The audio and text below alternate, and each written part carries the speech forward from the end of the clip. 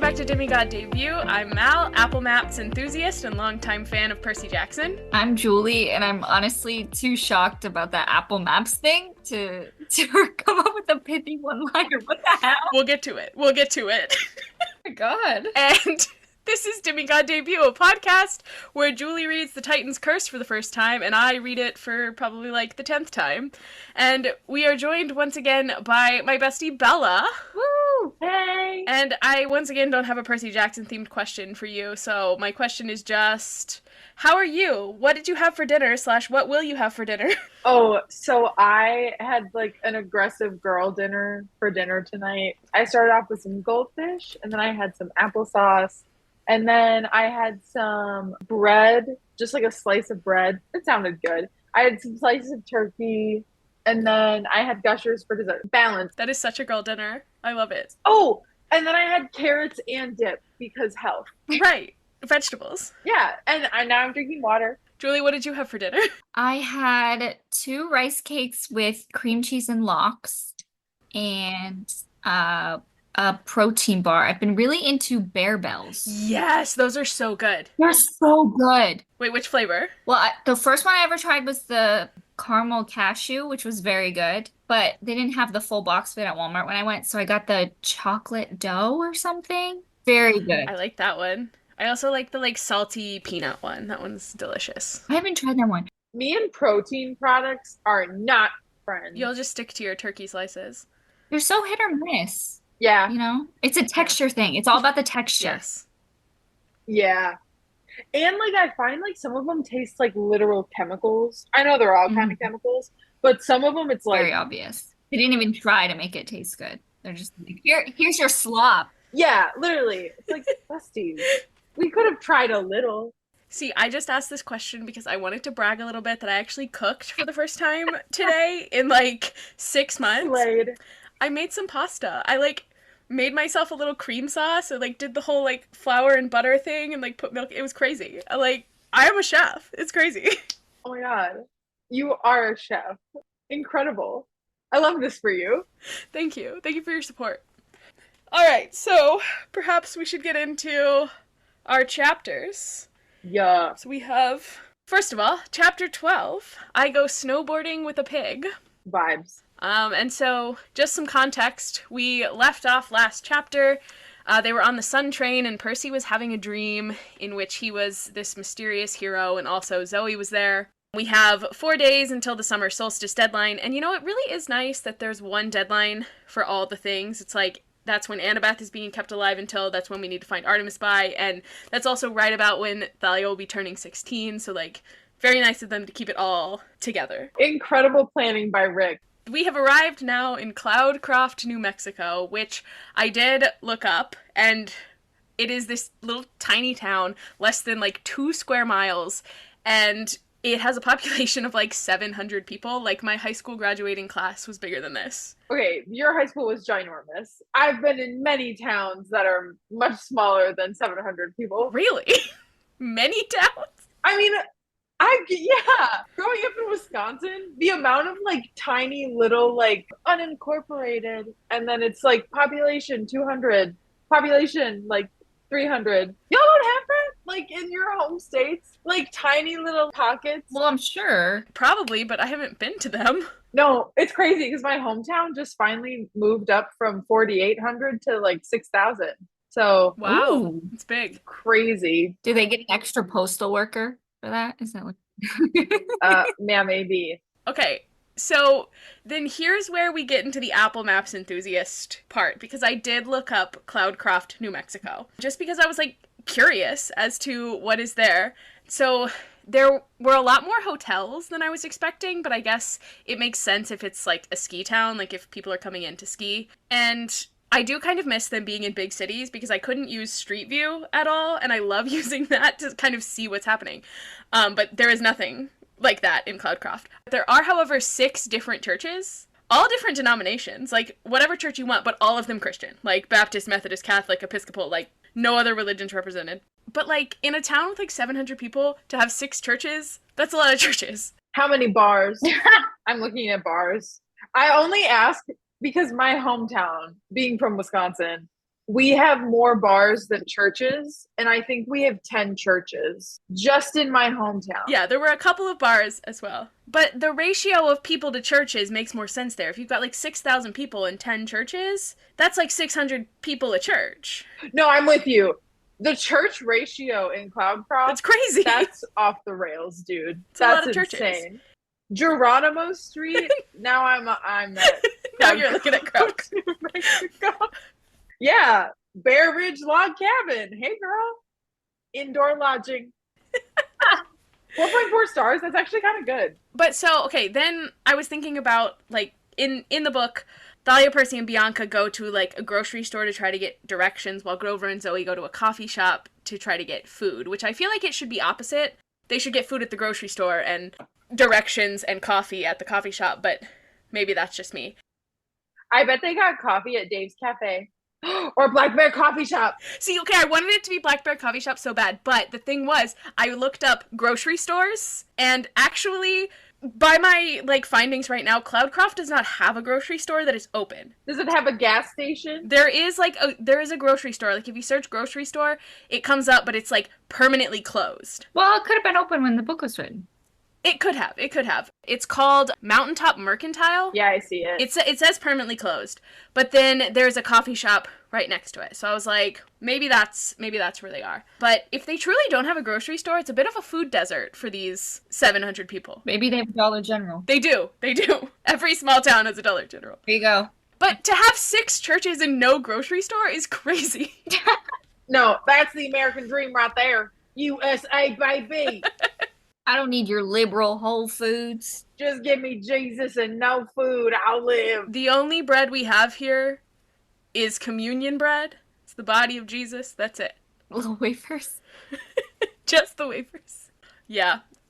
I don't know if Rick Riordan also looked up this town when he was writing this, or if... I don't think he could, because when was this book written? 2008? 2007? 7. It came out? Well, I guess the internet was a thing. Yeah, it wouldn't have been like this. It wouldn't have been quite so easy. But I did spend a while just scrolling around Cloudcroft. It's fun, okay? Trying to make sense of things. It was very fun. So, back to the book. They find out that there's not a great way out of the town unless you have your own car, except maybe if you called for a taxi from Alamo Gordo, which I did not do a maps deep dive of, but it does appear to be much larger, and they do at least have a Walmart, because when I looked up grocery stores, it, like, pulled me out of Cloudcroft and, like, popped up with their Walmart, and I was like, oh wow, is their Walmart the closest grocery store? Turns out, it kind of is. Also, Percy just randomly buys a rubber rat from this store, which is very much giving 14-year-old unattended with a little bit of money. Absolutely. That's immediately what I thought. So after they leave the store, Thalia's like, I'm gonna go and check other places for directions. And she leaves Bianca and Percy alone, and Percy's like, I've never been alone with Bianca before. I don't know what to say. I'm not really comfortable talking to girls. But it feels like we need to add a little something to that statement and make it, he's not comfortable talking to girls except for Annabeth. Because I feel like he doesn't see Annabeth as, like, kind of an abstract concept of a girl. Like, she's just kind of his friend. Like, yeah, she's a girl, but he's just kind of starting to discover that she's a girl. You know what I'm saying? Yeah, I feel like this book is, like, where that starts to turn, where he starts to see her as less of, like, that's Annabeth, it's fine. And it's more like, oh, she's, like, a girl person that I could maybe like, maybe. But I don't, but I maybe could, but I don't, but I may, but, you know? That was, like, my really coherent way of agreeing with you. No, it's great. I love it. Good Lord. So Bianca also talks about her joining the Hunters, and she says she doesn't regret it, but Nico doesn't really understand her choice, and Percy says he'll be okay and tells Bianca, like, how Camp took in Annabeth when she was really young. Bianca says that Annabeth is lucky to have a friend like him, and also that if she hadn't met Percy and figured that there were people like him at camp, she wouldn't have been as okay with leaving Nico there. And, like, what a compliment. Like, you impressed me so much that I was willing to trust the little brother that I care about and have been raising for, like, years to this unknown camp. Crazy. Like, from an eldest daughter, too. That's high praise. If my sister was like, I trust you with my little sister's life, I trust that person implicitly. Julie is also a younger daughter. Would you trust your sister if she was like, "Hey, this person can be trusted"? Yeah, yeah, I think I trust my sister's judgment. Both of them, actually. I trust them. Are you the youngest or are you the middle? Middle by 14 minutes. Right. It's different when you're a twin, but I do give off middle. Like out of the three of us, I definitely give off the middle child, annoying troublemaker vibes, would say. yeah, I see it. Then we get kind of the asking Bianca kind of about her past, and she doesn't really know much.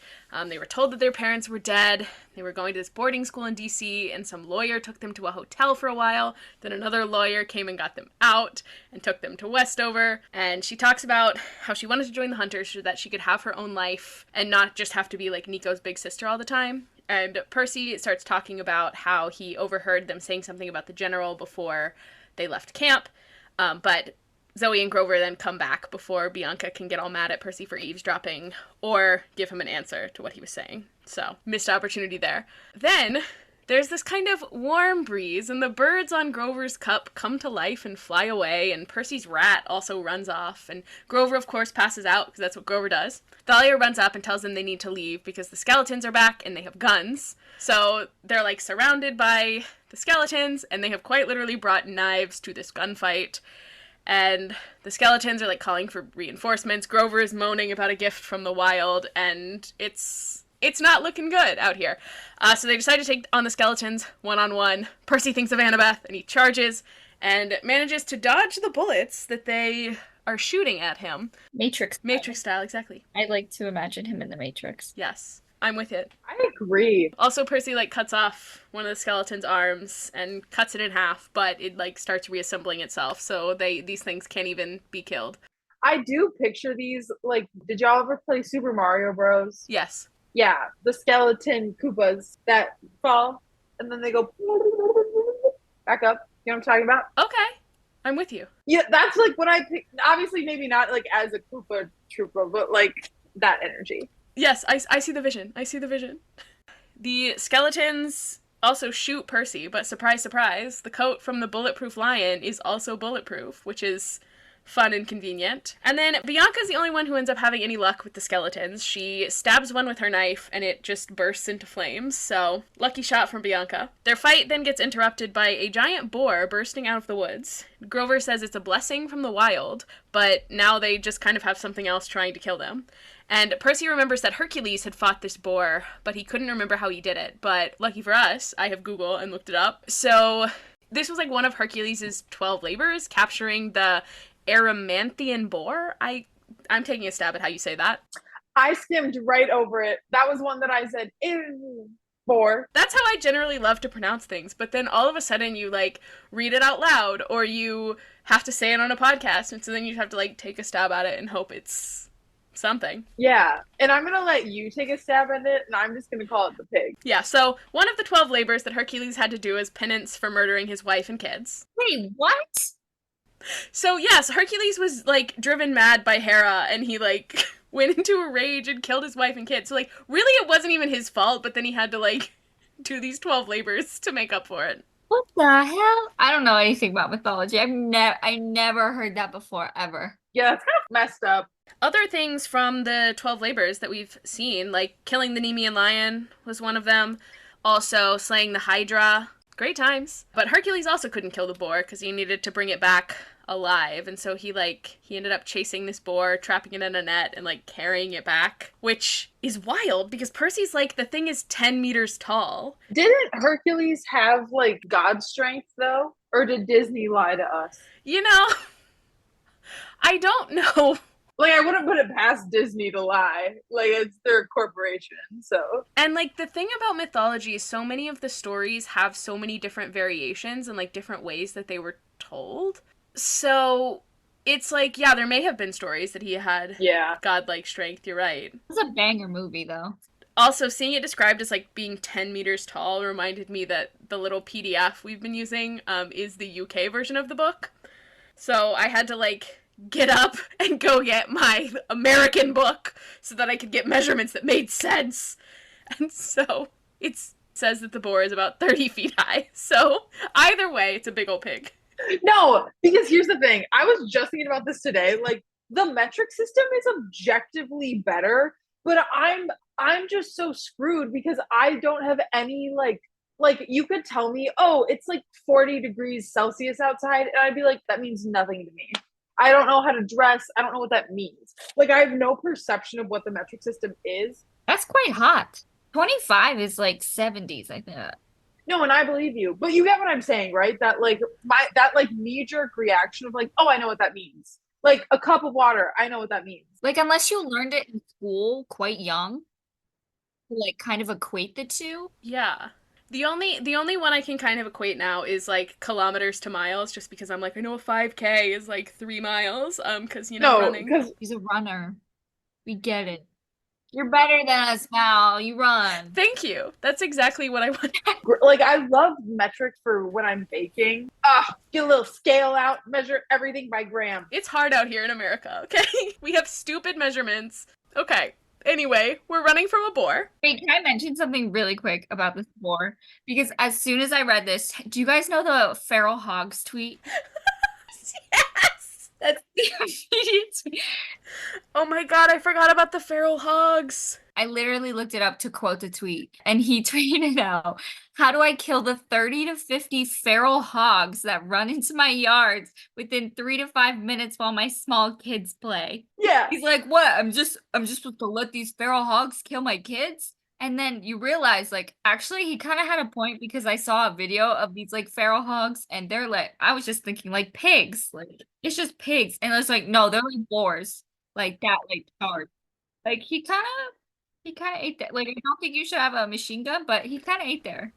Like build a fence, sweetie. Actually, Yeah. Yeah. Start with the fence. but I get that. I get the like sentiment there. Yeah. The feral hogs guy is allowed to keep his guns. No one else. Nobody. Although the Supreme Court was actually good today in their Remy ruling. So In their what ruling? the Remy case, if you have a domestic violence restraining order, you do not have a Second Amendment right to a gun, which I thought they were going to flip around. You know what? But they did say banning bump stocks is unconstitutional. So Yeah. We can only get so many wins from the Supreme Court. yeah. I hate them all. I hate those men. I really do. Ketanji Brown Jackson is literally the only good one. No, I love her. I love her. Like even Sonia Sotomayor, I'm like, what the hell are you doing, Sonia? It's time to retire. Like you're annoying. Yeah. Yeah. Don't get me started on fucking Clarence. Piece of shit. Oh my god. Him and Alito, I'm like, it's time for you to actually. Yeah, they're criminals. At this point, they are literally criminals Yeah. to me. I'm like, you have broken so many honor codes. You are a disgrace to your country. Leave. I would like some of these people. Well, actually, I feel like at this point we wouldn't get anyone new confirmed. But I'm like, I do not have faith in Biden. Mm-mm. Although he appointed KPJ, and she's relatively young, so T. Well, I more meant I don't have faith that Biden will win fair. in November. Oh. Yeah, I'm horrified. Settle for Biden. Yeah, I'm like, how are we here again? How are these our best options? No, I'm just worried that like the vote, like the Democratic vote is going to be split because everyone's pissed at Joseph Yeah. for different things. But like, and right, some of them are rightfully so. Why we're funding a genocide? Don't get me started. Sorry, I'm on a soapbox now. But like, I'm just terrified that like Trump's going to be back in office because then we're going to have a convicted felon who committed crimes as president. Like, I'm not even like offended. Like, if we were to have like a convicted felon as president, but if it was like a weed crime, who cares? Okay, run for president, win, slay. But a dumb bitch who committed crimes, sorry, I'm really soapboxing. I'll shut up, but I'm just irritated. I mean, I think they've all committed crimes as president. T. Yeah. I'm like George W. Bush, Obama. I know, because now that I've been reading this book that you're making me read, Yeah. I'm like, holy shit, they lied about so much stuff with the Iraq War. Yes. Yeah, they did. They killed 600,000 Iraqi civilians for nothing. God. I love studying politics. Yeah. So Also, the earth is still on fire. And by the way, we hate giving women rights. what year is it? No, every day I'm like, I think we're getting closer and closer and closer to the 50s. I swear to God. They're going to take our credit cards away. Actually, please take my credit card away. I cannot be consuming. But me only. Me only. Rights for all women except for Julie. Everybody else can be trusted. I simply cannot. Julie needs 2 friends' signatures. No men. Yeah. Just besties. Can you sign up on this purchase? Be like, why the fuck are you buying? Like, Why are you spending $600 at Sephora, Julie? I needed 1 serum. And And then I just got distracted. it's like me buying like one of those red LED masks. I'm like, did I need this? No, but they're so much fun. What are those supposed to do? I have no idea. Okay. I actually have one. I think they're supposed to like increase cell turnover, but I have no idea if that's actually true. Like who regulates that claim? I have no idea. But another reason I can't be trusted with a credit card. No, I support it fully. Anyway, Okay, so we're running from a boar. yeah. We're running from 30 to 50 feral hogs. Right. Yeah, Percy and Thalia end up kind of running through this tunnel, ending up at this bridge. Vibes. Once again, the UK version says it's about 20 meters high. The US version says 70 feet. So a little unclear on the conversions because 10 meters was 30 feet, but 20 meters is 70 feet. So, like, where's the extra 10? A meter is like an extra 3.5 inches. So it's like 39.5 inches. Thank you. That's helpful. So when you get like, yeah. Perfect. Yeah. So then they end up, like, sledding down the mountain on Thalia's shield, and Percy realizes that Thalia is scared of heights, and so that's why she freaked out driving the sun bus, and also when she freaked out when she saw the bridge and, like, wouldn't go on it. And Percy kind of goes, huh, daughter of Zeus, lord of the sky, is afraid of heights. And honestly, like, this fear is just a manifestation of how much she doesn't trust her father. Like, look at Percy. He's got no fear of water. He's kind of like, my dad's domain is also mine. But I do think some of that came from, like, what happened in The Lightning Thief when he jumped off the arch and, like, his dad saved him and he found out, like, I can breathe underwater and I don't have to get wet if I don't want to. And so then he's kind of felt safe, kind of exploring what else he can do. Whereas, like, Thalia was also saved by her dad, but he just, like, turned her into a pine tree, and that's not, I don't know, that was very different. So, like, yeah. I'm like, I get it, girl. Terrible dad. Yeah. No, absolutely. No, Thalia literally has no reason to trust her dad. Like, has no reason to believe, like, oh, I'm in his domain, I'll be okay. And Percy has every reason to believe. He's like, I can breathe underwater and control water. Like, Bessie's straight vibing. And, like, we've also seen Thalia, like, pray to her dad in this book. Like, she asked for a lightning bolt to come down and strike something. I can't remember what, but she did. She was like, Dad, a lightning bolt would be great right now, and, like, got nothing. And I don't know that, I mean, if Percy had prayed something like that to his dad, he would have gotten anything. But, I don't know, like, we've just never seen Zeus respond to Thalia. So, I don't know. Her fear is just very fascinating to me. I think it's fun. Yeah. And then the last little bit of this chapter, they determine that they need to hop on the boar and ride it in order to get out of Cloudcroft. And so Grover uses his little pipes to make an apple, like, float in front of the boar to get it where they want to go. And so they all hop on. And Percy's, like, still really confused about the whole wild blessing thing. And Zoe explains that in the, like, wind that blew by, she felt the presence of Pan for the first time in years, which, crazy. And thinking about that, I think it's kind of huge that Grover continues this quest and doesn't just stay in New Mexico, like, drinking coffee forever and, like, looking into this presence. Like, it's very big of him to continue, I feel like. Yeah, I think that's a testament to, like, his love for Annabeth, too. Because I think, like, I know Percy is the most feral to get her back, but I definitely think Grover is equally freaked out about Annabeth missing. Yeah. I don't know, I just appreciate the, like, perspective that he seems to have, because he was like, I wish I had more time to stay, but whatever that was, it's gone now. Yeah, I don't know. Good for him. Good for Grover. Also, just hanging out in New Mexico having iced coffee sounds great. Sounds like a great... Following your passion project?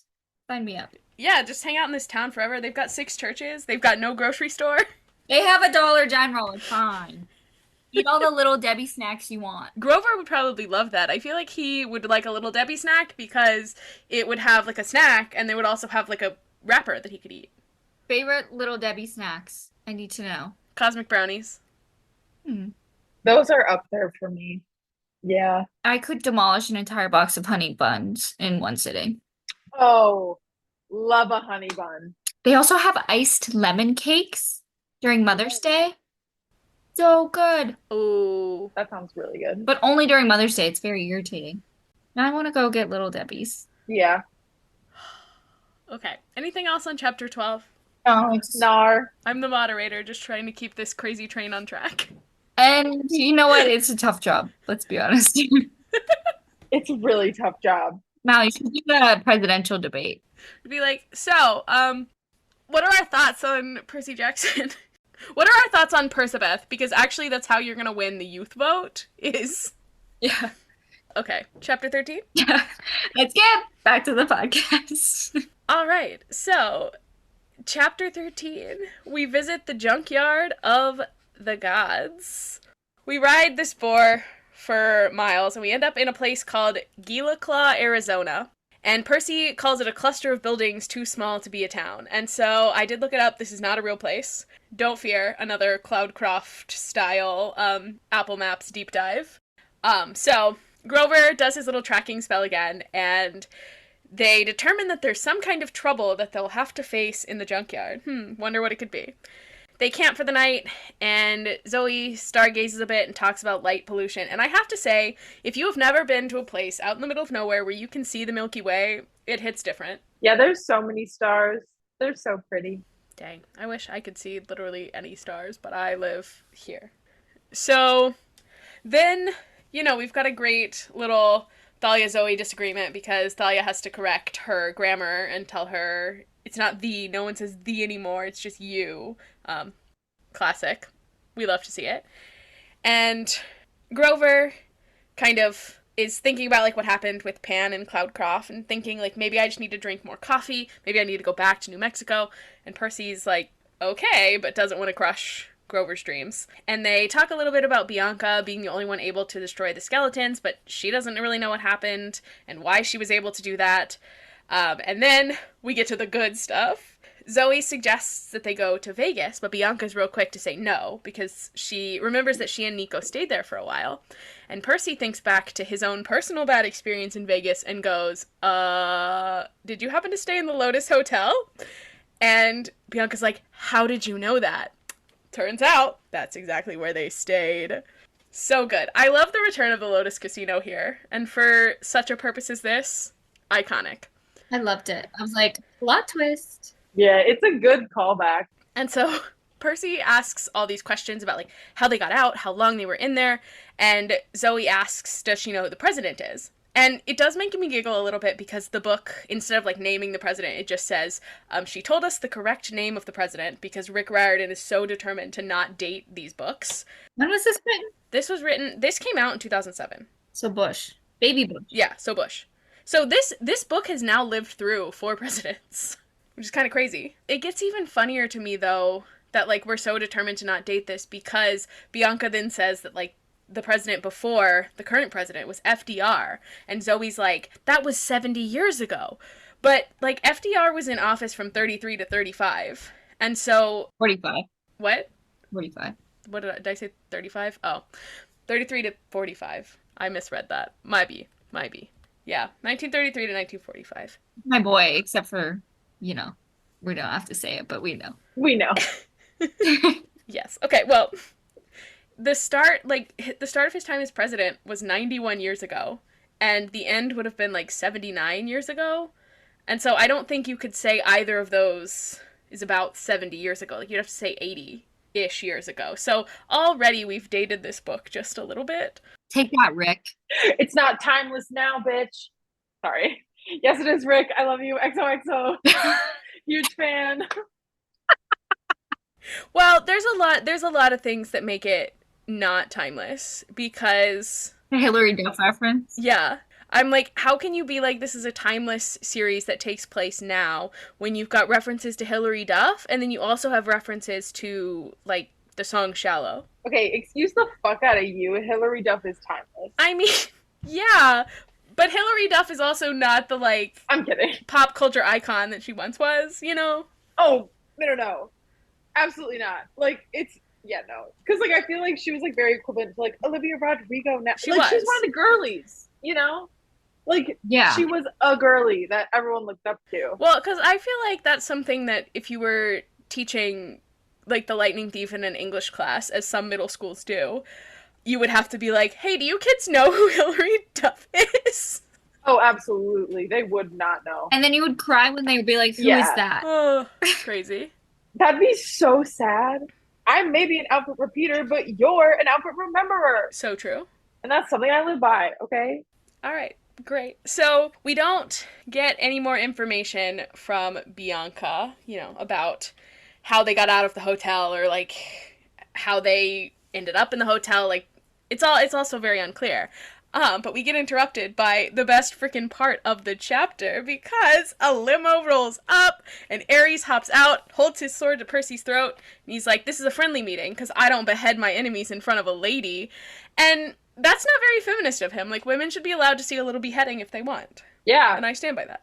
I think it's romantic. For him to not behead his enemies in front of his girlfriend. Yeah.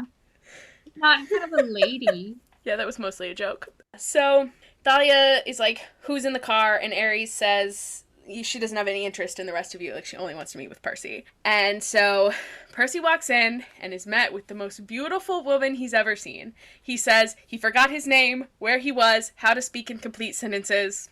Relatable. And then the next part, I'm just going to have to read because it makes me feel so insane. Okay, here we go. Same. Thinking back on it, I can't tell you who she looked like, or even what color her eyes were. Pick the most beautiful actress you can think of. The goddess was 10 times more beautiful than that. Pick your favorite hair color, eye color, whatever. The goddess had that. When she smiled at me, just for a moment, she looked a little like Annabeth! What do you mean? What do you mean that Down bad. Down astronomical. Yeah. No. you looked at the goddess of love and she looked like Annabeth? That's the most romantic thing I've ever heard. No, they're like so soulmates. It's fucking nauseating. Like, they're just so. I love them. God, I want to be in love. Ah, it's so cute. But also, I don't want to be in love if she did not look at the face of Aphrodite and think of me. Like, what's even the point? If, like, this is the bar, and if you can't meet it? No, that's actually so true. If I'm not your definition of love, no. Exactly. So, follow-up question. If Aphrodite was to look like the most beautiful actress that you can think of, who would it be to you? Immediately coming to mind is Lupita Nyong'o, because Okay, she also came to mind for me. She's gorgeous. Beautiful. unreal. Like, I'm not convinced she's a real person. I'm not convinced her skin is real skin. I think she was medically created in a lab because, like, she's just stunning. Yes. Like Zendaya, obviously, Right. because I have eyes. I also have to bring up one of my number one celebrity crushes, Florence Pugh. Amen. Iowa Debris, Queen of Ireland. Love her. That's good. I love her. I would die for her. Julie, anyone to add to the conversation? I'm really having a moment with Hannah Dodd from Bridgerton. Oh my god, don't talk to me about Hannah Dodd. I'll freak out right now.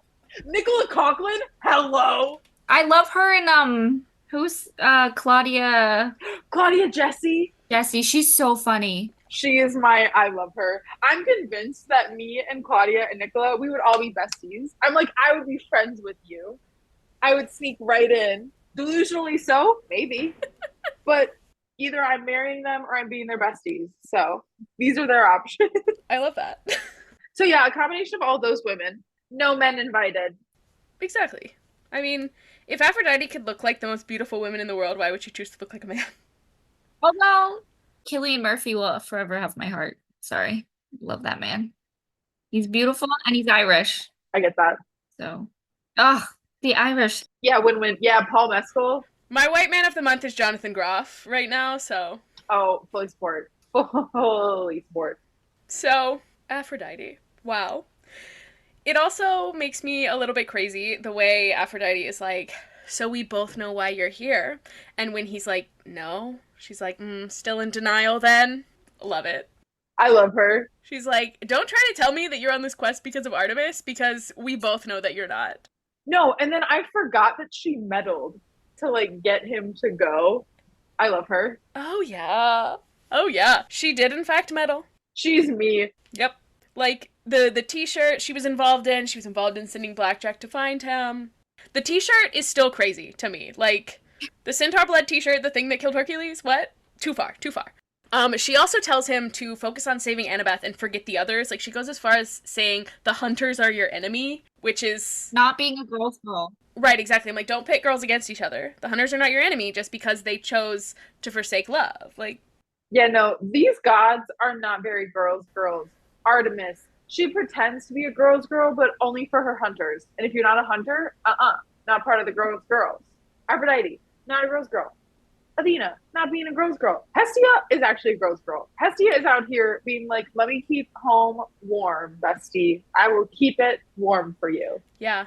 Hera is out here like, let me ruin everyone's life for vibe. Well, and like, how much of it is because that these goddesses have to exist in like capital the patriarchy? Like, they have to exist in this kind of system that is headed by the most man of all men, which is like Zeus. Who I hate. I despise him. I just hate everything he represents. I'm like, oh, I hate you. Yeah, I really do. They should plot against him. Girlies, we're rising up against Zeus.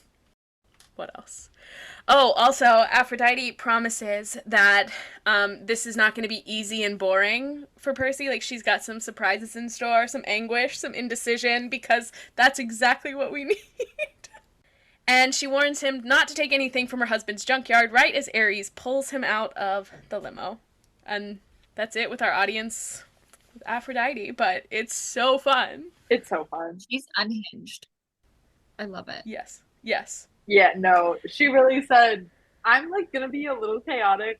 I'm gonna give a little drama. I'm gonna spread a little gossip, and then I'm gonna bounce. As she should. Slay Queen. Me when I go into the office. Ares then tells Percy he should be grateful that they were so nice. Percy asks why he didn't just kill him, and Ares says, rumor has it that Percy might start a huge war, so he doesn't want to risk that not happening. Plus, Aphrodite is very invested in this whole romance thing, and so he doesn't want to look bad in front of her. And then he reminds Percy of the pesky little thing that he told him after their fight in The Lightning Thief, that someday when Percy raises his sword to fight in battle, he's gonna feel Ares' curse. And Percy says, well, why not fight me now? And Ares just kind of poofs him and the rest of the gang straight into the junkyard. And every time, the beef between Percy and Ares is so funny to me. Like, Percy is just like, yeah, I don't care that he's a god, he sucks, and it's on sight. And Ares is like, I might be a whole god, but I have very specific beef with this particular 14-year-old. Like, it's just, I have no notes, it's beautiful. It's so petty. 2 14-year-olds being petty. And I know Ares is an immortal being, but he acts like a 14. Like, he acts Percy's age whenever he's around Percy. That's why he didn't fight him this time, because he's 14 now, so he's got a little bit more perspective. Yeah. Yeah, so then Percy doesn't tell the others what he and Aphrodite talked about, and just says that she said not to touch anything in the junkyard. And Percy's like, I think Grover probably knows what we talked about because he's pretty empathetic. But like, dude, everyone knows what she came to talk to you about because they have eyes. They have interacted with you for more than 2 minutes. Like, and you know Grover is going to Zoe and Bianca, and Zoe's like, tell me about Percy and who is this Annabeth? And Grover was like, so here's the tea. It all started back when they were 12. Oh, and then also, our first sign that something really terrible is about to happen is that both Zoe and Thalia agree that you can't trust Aphrodite. Yeah, no, bad omen. If the angry lesbian exes are getting along, the first of 2 times they agree with each other, we're screwed. Yeah. So they go into the junkyard and they find so much cool stuff. And the thing that gets me is like Grover immediately starts eating a crown, and I just want to know why that didn't cause some kind of punishment for them. I agree. Because like, he's literally eating stuff in the junkyard when they were told not to touch it, but okay, fine. No, in the back of my head, I was like, how powerful are satyrs' stomachs? Like, is his stomach breaking it down so hard that Hephaestus is like, that's his now. That's not for me. I don't want it back. He can have that. Maybe it was both things. Like, because when they got out of the junkyard, maybe it was both the pieces of crown in Grover's stomach and also... And did Grover then poop gold? You would have to assume yes. I would love to take a glittery poop. Just one. That'd be so cool. We also have our second instance of Zoe and Thalia agreeing because they both are like, we need to get out of here as soon as possible. Like, yeah, this is so real because they're agreeing. They find some giant toes, which I'm sure you loved, Julie, because I know that you hate feet. I literally have a note. Ew, feet. I don't like the toe talk. I literally wrote that down. They do talk about the toes for a while. Like, must we? Really? We have to do this? I hate it. I hate it. Every second. And, you know, the toes really freak them out, so they decide to walk around them instead of climbing over. And we managed to get out of the junkyard, but not out of danger because the toes turn out to be part of a much larger metal statue guy called Talos.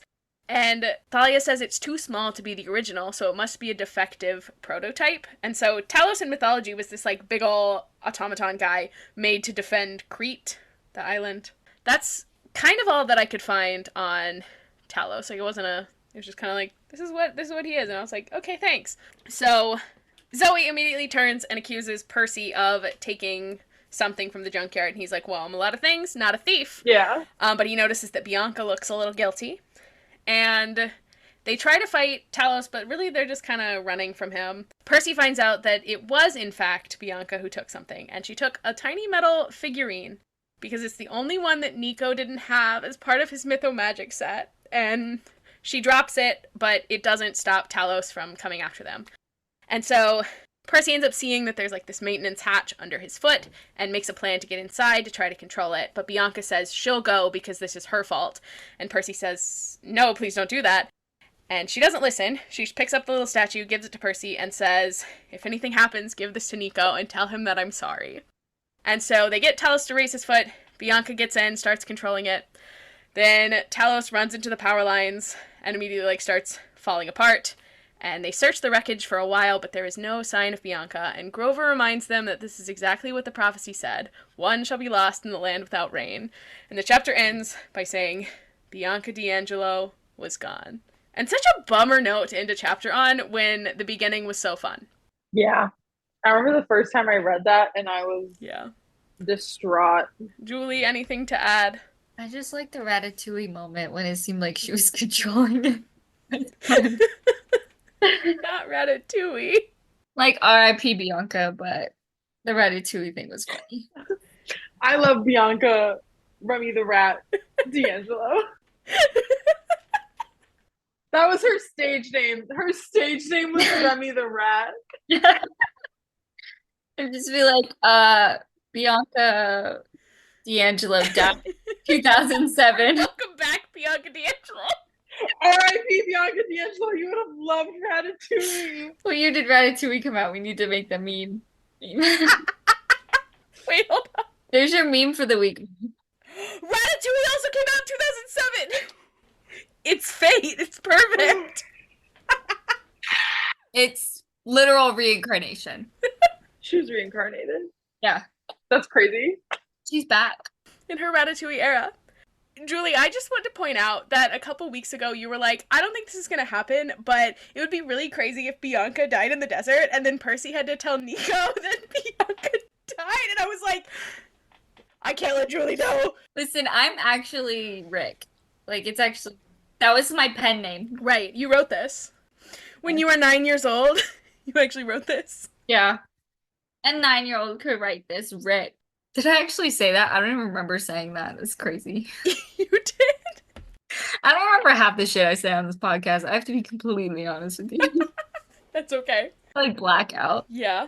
Sometimes you make a really good prediction and I think about it for weeks. Yeah, Mal always texts me when you have a good prediction. And she freaks out for a second. She's like, Julie said this was going to happen. And I had to just sit there and be like, oh. Interesting. Yeah. Oh, I love that so much. I think my exact words after you were like, Bianca's gonna be the one to die in the desert were, that's kind of dark for a kid's book. Being gaslit every time I make a prediction. podcast. Gaslight Gatekeep Girl Boss.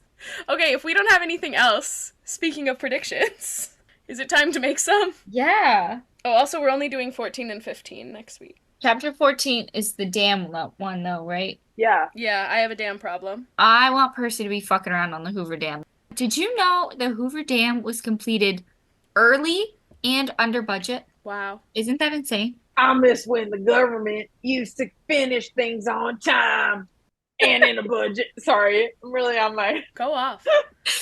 good lord. Anyway, I wanted to like break the Hoover Dam or something. Not really, but I think that'd be funny.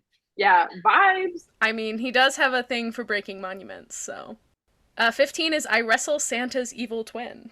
Isn't Santa just evil Santa? Santa freaks me out. I was not allowed to believe in Santa as a child. You weren't?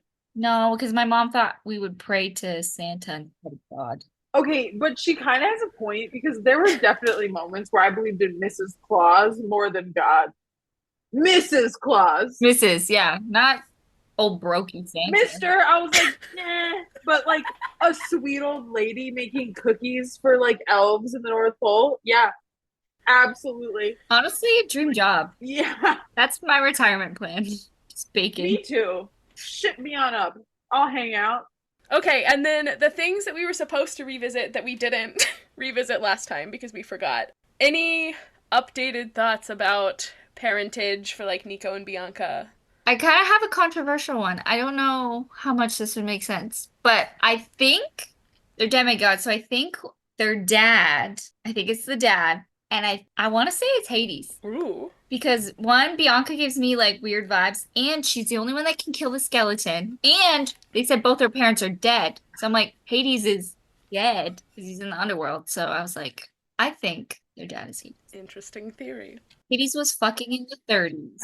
No, actually, when would they be born? Somewhere around there. Yeah. Because she would have had to go into the Lotus Hotel somewhere between 33 and 45. So if she's 12, she would have had to have been born in the 30s. Did Vegas have casinos in the 30s? I don't know. You never think of it like that, you know? I mean, also the Lotus Casino was magical, so it could have been something else. True. Like a tavern or something. Who the hell knows? Now I need to look at old pictures of Vegas in the 30s. Like, no rapid industrialization yet, really. Okay, wait. Yeah, that's actually crazy because what the world looked like in 1930 versus the 2000s, we hadn't even had World War II. That's the dream. Oh my God, let's go back. Well, okay. Hang on. Wow. Hang on. I just hate capitalism. I'm over it. Okay. Oh, the first casinos are actually tied to the Hoover Dam. Interesting. So work started on the dam in 1931. The Vegas population grew, and so a combination of local Vegas business owners and mafia crime lords helped develop casinos. And so Vegas like legalized gambling in 1931, and casinos started to develop. So they would have been like new, but there would have been casinos. Sounds like. Any thoughts on Zoe? Is Zoe a demigod before she became a huntress? Zoe Nightingale. Wait, no, Nightshade? Nightshade. Well, so I don't know if Artemis said it already, or I don't know if it's been said already, but basically any like female identifying person type mythological creature can join the hunters. So it's like you could be like a nymph, you could be a demigod, you could even be a mortal, like as long as you pledge yourself to Artemis. So she could be a demigod. So I'm just like, if she was a demigod. Yeah, the hunters seem fun and all. It seems like it's too much running for me personally. That's fair. Also, Zoe seems kind of catty to me. I hate to be that person, but like, she's not really acting like a girl's girl with her and Thalia. I'm like, can you guys get along? You're not being positive female role models. It's kind of giving, like, women who are like, I'm a feminist, but I only support women who want to not choose to do, like, the traditional, like, housewife, whatever kind of role, you know? Like... Only girl bosses. Yeah, only girl bosses. So Zoe feels a little bit like I only support huntresses and not other girls. But that also may just be I only support Thalia if she's a huntress, not if she's chasing after boys. Because we also haven't seen her interact with like, any girls who aren't hunters besides... I mean, I guess she did have a little bit of beef with Selena at the kind of cabin meeting, but... That's true. I'm reserving. You can think more about Zoe. Zoe also has the bad history with the general, right? Like, every time the general brought up, she, like, freaks out. Yes. Yeah. I need to ruminate on that a little bit more. And then, if you put any more thought into what the Titan's curse could be, the titular Titan's curse. No, I have nothing. Me either. I actually forgot the answer to that one. So. I love that. I feel so represented. Oh, wait. No, I forgot. No, I can assure you, Bella, you did not. I assure you, you did not forget it. You remember what it is. You might not remember that it's the Titan's curse.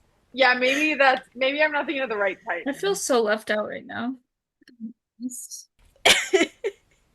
I'll text you later. I don't know what it could. I don't know. Oh, yeah. Mal just texted me. I'm gonna get NSA on your ass and hack into your phone to get spoilers. Just because I'm feeling left out. Well, actually, I feel like it was a very not much information text. So it was like 3 words, and one of them was LMAO. You know, I gotta say, I didn't really expect you to come up with what the Titan's curse is, because, I mean, do you know any of the Titans? No. I was trying to think of anything. I got nothing. I did not have the mythology background at all. And that makes this fun. For you. I get frustrated. You will know soon. You will know soon.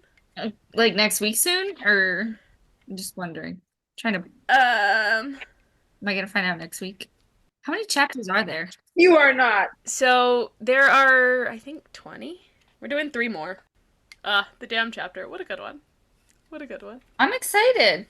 I love a Hoover Dam. I'm maintaining that they're going to the Hoover Dam because I don't know what other dams exist out there. Is that on the Colorado River? I don't know. Is that what that is? Going back to my favorite thing, Apple Maps. Colorado River. Woo! Oh, you found that faster than I did. Yep, sure is. I just Googled Hoover Dam is cool. I've been there. I think there's just a court case about the Colorado River. Oh. It did not end well for the native tribes. No, it didn't. Okay, so great. Next time, we've got chapters 14 and 15. It's going to be a grand old time, I think. Thanks for being here, Bella. This was fun, as usual. Party. Bye, y'all. Peace. Bye.